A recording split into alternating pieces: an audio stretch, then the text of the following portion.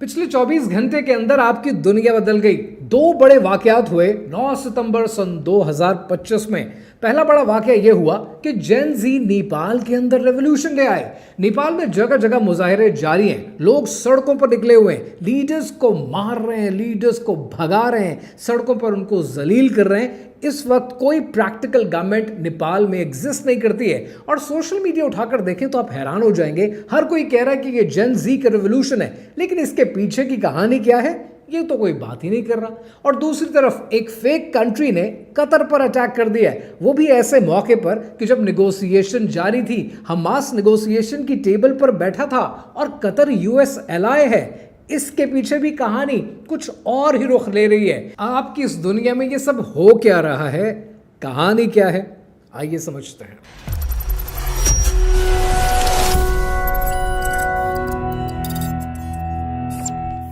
अगर आप मुसलमानों की तारीख उठाकर देखें तो आप हैरान हो जाएंगे कि एक वाकया, एक इंसिडेंट तारीख में ऐसा है कि जब मुसलमानों को समझ भी नहीं आया कि हमारे साथ हुआ क्या, तब शायद उस दौर के लीडर्स की अकड़ इतनी ज़्यादा थी, इतना गुरूर था कि वो ग्राउंड रियलिटी से हट गए और रब्बे कायनात का हुक्म मानने से हट गए। आपको तारीख में चंगेज़ खान का नाम याद आता है कि चंगेज़ खान ने जब शहरों की ईंट से ईंट बजा दी थी, लेकिन उस सब के पीछे वाकया क्या था? क्या मंगोल डायनेस्टी क्रिएट करनी थी, क्या कुछ और कहानी थी? ये बात मौरखीन लिखते हैं, लेकिन ये बातें आपकी तारीख की किताबों में नहीं पढ़ाई जाती। सन 1218 में चंगेज़ खान ने 450 लोगों का एक वफद भेजा और ये वफद भेजा उसने ख्वारज़मी की रियासत में। ख्वारज़मी वो इलाका है कि जिसको आज आप सेंट्रल एशिया, कुछ अफगानिस्तान के हिस्से, कुछ ईरान के हिस्से, यानी तुर्कमानिस्तान, उज़्बेकिस्तान और कुछ ईरान का पार्ट, इस इलाके को ख्वारज़मीज़ की रियासत कहते थे। मुसलमान थे और इनके लीडर थे शाह अलाउद्दीन मोहम्मद दोयम। सिलसिला ये था, 450 लोग गए। इसमें वफद के अंदर बहुत से ट्रेडर्स शामिल थे, कारवान शामिल था, मुसलमान भी शामिल थे जो ट्रेड करना चाहते थे। लेकिन ये वफद जब गुजरा औरतार के इलाके से, तो औरतार के अंदर गवर्नर थे अनलचक। अनलचक ऑलरेडी सुल्तान के साथ रिलेटेड थे और उन्होंने इल्ज़ाम लगाया कि ये 450 लोग मुखबिर हैं, स्पाइज हैं और इनको मारना बनता है। उन्होंने कारवान को लूट लिया, लोगों को कत्ल कर दिया, बहुत सौ को गुलाम बनाकर बेच दिया और चंद एक को वापस भेजा कि चंगेज़ खान को बता दो कि हमें जासूस नहीं चाहिए। चंगेज़ खान चाहता तो उस वक्त जंग शुरू कर सकता था, लेकिन चंगेज़ खान ने जंग नहीं शुरू की। चंगेज़ खान ने इस मसले को डिप्लोमेटिकली हल करने के लिए 3 लोगों का वफद वापस भेजा ख्वारज़मीज़ की तरफ और इस वफद में शामिल थे एक मुसलमान और 2 मंगोल्स। और इन्होंने किया क्या? अनलचक ने मुसलमान को कत्ल कर दिया और बाकी 2 मंगोलों की दाढ़ी और मूंछ काट कर वापस भेज दिया। मंगोल कल्चर में मैनहुड, मर्द होने की हैसियत पता क्या होती थी? मर्द होने की हैसियत दाढ़ी और मूंछ होती थी। और जब इतनी बेइज्जती हुई हो तो सोचो उस कौम के लीडर का क्या हाल होगा। चंगेज़ खान जो उस वक्त शिकार खेल रहा था, उसको पता चला कि उसके लोगों के साथ, उसके वफद के साथ इतना जुल्म किया गया। चंगेज़ खान ने फिर भी जंग शुरू नहीं की। चंगेज़ खान 3 दिन के लिए पहाड़ पर चढ़ गया और मौरखीन लिखते हैं कि चंगेज़ खान ने तब एक दुआ की और दुआ करते हुए उसने कहा कि ऐ मुसलमानों के रब, मेरे साथ ज्यादती हुई है। और फिर उसने 1.5 लाख की फौज तैयार की और ख्वारज़मी की ईंट से ईंट बजा दी। अनलचक को गिरफ्तार किया और उसको कत्ल कर दिया गया। समरकंद, बुखारा, यहाँ तक के अरचच के इलाकों को भी कब्जे में ले लिया गया। यहाँ पर आपको तारीख से ना एक सबक मिलता है। सबक ये मिलता है कि इतनी अकड़ कभी नहीं दिखानी चाहिए। कभी भी आप डिप्लोमैट्स के ऊपर, एम्बेसडर्स के ऊपर, पीस कीपिंग टॉक्स के ऊपर, नेगोशिएशंस के ऊपर हमला नहीं करते। और यही किया है इस फेक कंट्री ने। और इस फेक कंट्री के बारे में जब मैं अक्सर सोचता हूँ ना, मैं हैरान हो जाता हूँ कि वो अक्सर बेटे होते हैं ना जो बाप को हर जगह जलील कराते हैं, कि हमेशा ऐसा ही काम करते हैं। अगर ये फेक कंट्री हमला करता है तो उसको चंद एक फ़ायदे हो जाते हैं। पहला फ़ायदा ये हो जाता है कि बेंजामिन नेतन्याहू को सर्वाइवल मिल जाता है। करप्शन के केसेस चल रहे हैं जिसमें शॉर्ट सज़ा होनी ही होनी है, लेकिन जंग को प्रोलॉन्ग करके वो अपना पॉलिटिकल सर्वाइवल भी प्रोलॉन्ग कर रहे हैं। लेकिन इसका एक और पर्सपेक्टिव भी है जो कतर के पॉइंट ऑफ व्यू से आपको देखना पड़ेगा। फेक कंट्री की तरफ से जो अटैक किया गया है, this is a pure case of state terrorism. और कतर का इस पे कहना है कि हमें 10 मिनट के बाद बताया गया कि ये अटैक होने वाला है। कतर को शायद 10 मिनट के बाद पता चला, लेकिन आपको इस बात का बहुत पहले पता था। मैंने एक रील आपके साथ शेयर की और ये रील मैंने तब बनाई थी कि जब ईरान के ऊपर अटैक नहीं हुआ था। और मैंने उस रील में आपसे ये कहा था कि दुनिया में 4 मुल्क ऐसे हैं कि जिनके गैस के रिजर्व्स पूरी दुनिया को चाहिए। एक तो फेक कंट्री है जिसकी वजह से सारा प्रॉब्लम है, तो उसको कॉन्वर्सेशन से बाहर करें।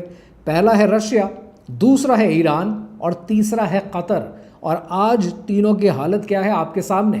और अगर कतर को जंग में इंगेज कर दिया जाता है तो कतर, जो किसी ज़माने में यूरोप को 2% गैस सप्लाई करता था, आज यूरोप की डिमांड का 6% सप्लाई करता है। और अगर कतर की सप्लाई लाइन रुकती है तो यूनाइटेड स्टेट्स के लिए भरपूर मौका है कि जिस तरह 50% एनर्जी की वैक्यूम उसने फिल किया यूरोप में, वो मजीद उस वैक्यूम को फिल करे। But the time will tell. लेकिन यहां पर आपने एक बात जरूर जहन में रखनी है, अब बड़ी हद तक चांस है कि कतर हमास को एक्सपेल कर दे। और अगर ये हमास को एक्सपेल करेगा तो चांसेस हैं कि हमास टर्की जाएगा। मेरी कोशिश है कि कुछ पैसे सेव करके छुट्टियां मनाने के लिए टर्की चला जाऊं, अगर सेविंग हो जाती है। लेकिन अब मैं ये सोच रहा हूं कि मैं जितना जल्दी टर्की चला जाऊं उतना अच्छा है, क्योंकि बाद में जाना मुश्किल ना हो जाए। आज कह रहा हूं, हो सकता है कल को ये बात कोट करनी पड़े। अब यहां पर आपने इस पूरे सिनेरियो को 3 पॉइंटर्स में समझना है। पहला ये कि जीसीसी कंट्रीज ने अपना डिफेंस हमेशा से यूनाइटेड स्टेट्स को आउटसोर्स कर रखा है। कतर ने अल उदैद की बेसलाइन अमेरिका को दे रखी है। फिर भी अगर अटैक हो जाता है तो आज जीसीसी के कंट्रीज को बैठकर सोचने की जरूरत है कि हम कहां खड़े होते हैं। ये अगर हमारा डिफेंस है तो हमारी स्टैंडिंग क्या रह जाती है। फिर तो हम उतने ही वल्नरेबल हैं और उतने ही एक्सपोज्ड हैं कि कोई भी आएगा और मारकर चला जाएगा। हम करें तो करें क्या। हमने आज तक जिनके साथ वफादारी निभाई है, ये सलाह मिल रहा है हमें वफादारी का। आज इन कंट्रीज को बैठकर सोचने की जरूरत है। दूसरा पॉइंट जो मैंने आपको कल की वीडियो में भी कहा था कि दुनिया ग्लोबल नॉर्थ में और ग्लोबल साउथ में शिफ्ट हो रही है। आज दुनिया को फोर्स किया जा रहा है कि अपना ब्लॉक चुन लो। सो आज वो चाइना के ब्लॉक में जाते हैं या आज वो अमेरिका के ब्लॉक में ही रहते हैं। This is a tough decision. लेकिन आज अगर आप ये फैसला नहीं करेंगे एक मुल्क की हैसियत से, आपको पुश किया जाएगा कि अब साइड पे जाना है किसी न किसी की। अब ये साइड्स बड़ी क्लियर हो रही हैं दुनिया में, आपके सामने हो रही है, बस आप इस निगाह से देख नहीं रहे। और तीसरा पॉइंट पाकिस्तानियों के लिए, आज पाकिस्तान के अंदर हम फौज को कुछ भी कहें, हम उससे नाराज़ भी होते हैं, हम मोहब्बत भी करते हैं, बट एक चीज़ हमेशा याद रखिएगा, चाहे जुल्फ़कार अली भुट्टो ने एटॉमिक प्रोग्राम शुरू किया हो, चाहे बेनज़ीर भुट्टो ने उसको सस्टेन किया हो, चाहे मियां मोहम्मद नवाज शरीफ ने डेटोनेट किया हो, या चाहे इमरान खान ने उसको रोल बैक ना किया हो, आज पाकिस्तान की सबसे अच्छी बात यह है कि आज सब ने मिलकर यह फैसला किया कि अपना डिफेंस अपने हाथ में ही लेंगे, किसी और को जापान की तरह आउटसोर्स नहीं करेंगे। लिहाजा फिर यही कहता हूं, जो शायद वक्त साबित करेगा कि आज इस शतरंज के अंदर मोहरे, प्यादे, घोड़े, हाथी, किले सब पिट जाएंगे। आखिर में रहेगा एक बादशाह और एक वजीर, और ये बादशाह और वजीर ही फेक कंट्री को इंशाल्लाह नाको चने चबवाएंगे। दूसरी तरफ नेपाल पे मुजाहिरे शुरू होते हैं और अगस्त 2025 से शुरू होने वाले ये मुजाहिरे, इसके नतीजे में prime minister KP Sharma Oli की हुकूमत चली जाती है। लोग कहते हैं कि सोशल मीडिया की ताकत देखिए, हर तरफ जेन जी की बात हो रही है कि सोशल मीडिया बैन किया था, देखा नतीजा, अमेरिकन कंपनीज को आने से रोकने की कोशिश की थी। वैसे एक बात है, इसके हवाले से मैं फिर इंशाल्लाह तफसील से बात करूंगा कि आज दुनिया की जो रिजीम है ना, दुनिया के जो कंट्रोलर्स हैं, दुनिया के एलीट, दुनिया के हुकूमतें हैं, उनके लिए नाइटमेयर बन चुका है social media. It's out of control. ये किसी मुल्क को नहीं पता इसको मैनेज कैसे करना है, और ये बहुत बड़ी ताकत है। बट आज सब लोग क्रेडिट दे रहे हैं कि जेन जी ने ये रेवोल्यूशन लेकर आया है, जेन जी की वजह से ये रेवोल्यूशन साबित हुआ है।